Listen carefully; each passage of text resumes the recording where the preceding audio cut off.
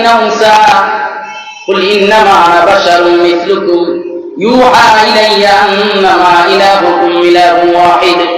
فمن كان يرجو لقاء ربه فليعمل عملا صالحا ولا يشرك بعبادة ربه أحدا তোমরা যদি আমার বিধান চাও নেক আমল করো সৎ কাজ করো মন্দ কাজ থেকে দূরে থাকো শিরক মুক্ত ঈমান অর্জন করো শিরক যুক্ত ঈমান অর্জন করলে মন্দ কাজ করলে খারাপ কাজ করলে আমার দিদারে তোমরা কোন ব্যক্তি